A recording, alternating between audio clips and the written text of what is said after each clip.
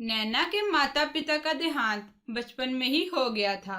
माता पिता की मौत के बाद नैना की देखरेख उसकी दादी राखी करती थी। राखी एक गरीब औरत थी। बस्ती के किनारे उनका खुद का एक कच्चा झोंपड़ा था। दादी अम्मा कच्चे मिट्टी के बर्तन बनाती, फिर उन्हें आग की भट्टी में पकाकर बेचती। उनसे जो भी आमदनी होती, उससे दादी पोती का गुजर बसर बड़ी मुश्किल से होता। नैना भी अपनी दादी के साथ कच्चे बर्तन बनाने में मदद करती। नैना, नैना, अरे ये देख, कितने सारे बर्तन धूप में सूखकर भट्टी में पकने के लिए तैयार हो चुके हैं। नैना नए बनाए हुए गीले बर्तन उठा उठा कर धूप में रख रही थी। वो अपनी दादी की आवाज सुनकर उनके पास आती है। अरे वाह दादी माँ, ये तो वाकई बिल्कुल सूख चुके हैं।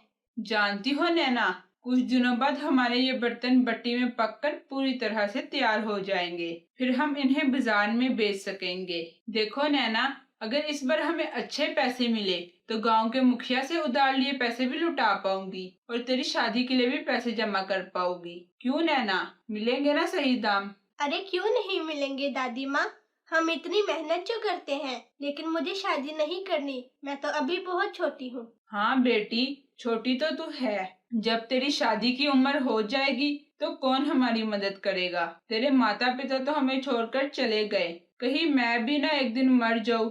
ये कहते हुए दादी माँ की आंखों में आंसू आ गए। उनकी आंखों में आंसू देखकर नैना इन्हें तसल्ली देती है और बोलती है, दादी माँ, आप मुझे छोड़कर कभी ना जाना। नैना और राखी बर्तन बेचने के बारे में सोच रही थी, लेकिन इन दोनों की किस्मत ने तो कुछ और ही सोच रखा था। अचानक से मौसम खराब हो गया और जोर जोर से बारिश शुरू हो जाती है। बारिश के साथ ओले भी पड़ने लगे। अरे ये क्या हो गया? बिना मौसम के बारिश, वो भी ओलों के साथ। सारे कच्चे बर्तन बर्बाद हो जाएंगे। हमारी सारी मेहनत पर पानी फिर जाएगा। बारिश और ओले रुकने का नाम ही नहीं ले रहे थे। जब बारिश रुकी तो सब मिट्टी की हंडियां बर्बाद हो चुकी थी। नैना, अरे नैना, ये देख क्या हो गया। देख हमारे बर्तनों को, ये सब बर्बाद हो गए। क्या क्या सपने देख रही थी मैं। मत रोइए दादी माँ, मत रोइए, सब कुछ ठीक हो जाएगा। क्या ठीक होगा मेरी बच्ची? मुखिया का पहले ही 10,000 है। सोचा था इस बार सारा उधार चुकता कर दूंगी। अब कहाँ से लाऊंगी मैं इतने पैसे? तुम्हें तो पता है ना, मुखिया जब तक एक एक पाई अपनी वसूल ना कर ले, हमें चैन से जीने नहीं देगा।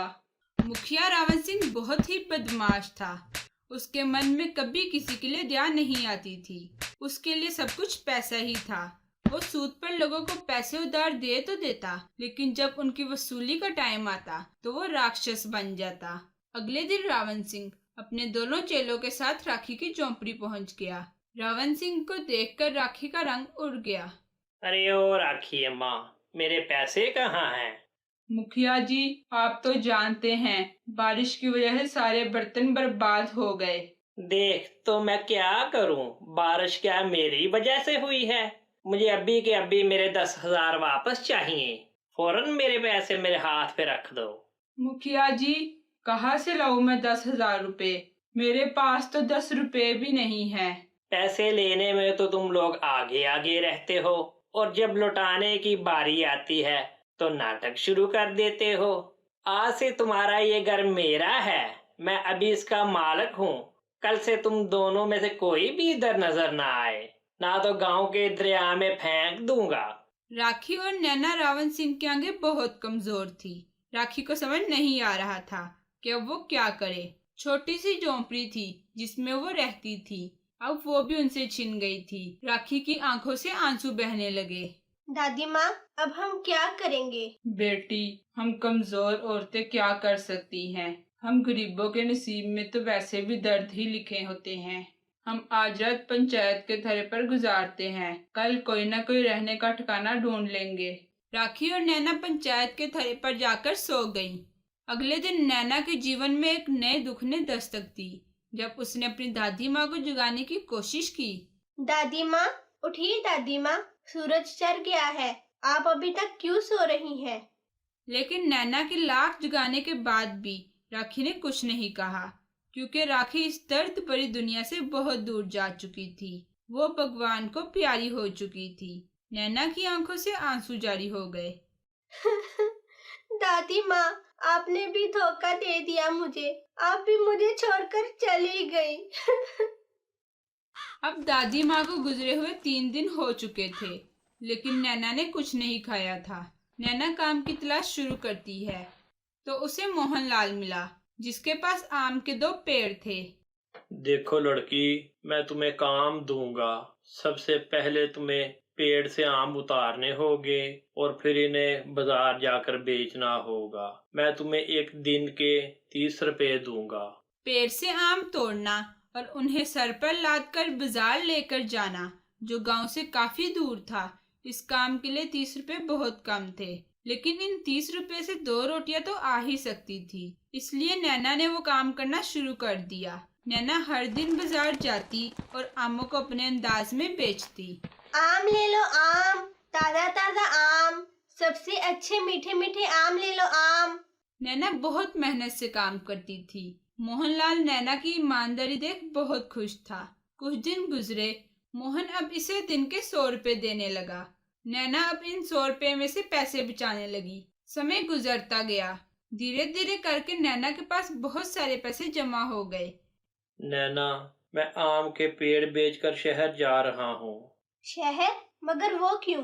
मैं एक बहुत जरूरी काम से शहर जा रहा हूँ। मुझे पैसों की असद जरूरत है। मैं इन पेड़ों को बेचना चाहता हूँ, क्योंकि जब तक इनका सीजन होता है इन आमों को बेचकर पैसे मिलते हैं, और जब इनका सीजन खत्म हो जाता है तो फिर ये बेकार हो जाते हैं। मैं कोई नया बिजनेस शुरू करना चाहता हूँ। आप ये आमों के पेड़ कितने में बेचेंगे? क्यों, कोई खरीदार है क्या नजर में? आप दाम तो बताइए। 20,000 में। नैना के पास कुल मिलाकर 8,000 रुपए थे। नैना ने मोहनलाल से कहा कि वो अभी 8,000 रुपए ले ले और बाकी वो बाद में चुका देगी। नैना, तुमने मेरे साथ काफी काम किया है। किसी और को बेचने से अच्छा है मैं ये पेड़ तुम्हें बेच दूं। नैना ने भी ये बात महसूस की थी कि सीजन के समय तो आम बेचकर खूब पैसे आते हैं, पर बाद में आमदनी रुक जाती है। ये सोचकर नैना ने आम का अचार बनाकर बेचना शुरू किया। इससे वो सारा साल पैसे कमा सकती थी। उसके हाथ का अचार इतना मशहूर हो गया कि वो लोगों के ऑर्डर पूरे नहीं कर पाती थी। मुझे आम के और पेड़ खरीदने होंगे। उसने कुछ और आम के पेड़ खरीदे और ज्यादा अचार बनाना शुरू कर दिया।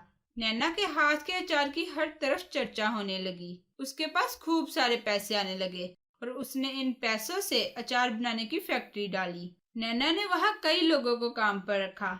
एक दिन की बात है, जब नैना अपनी फैक्ट्री जा रही थी तो उसे रास्ते में एक बेकारी मिला, जिसकी हालत बहुत खराब थी।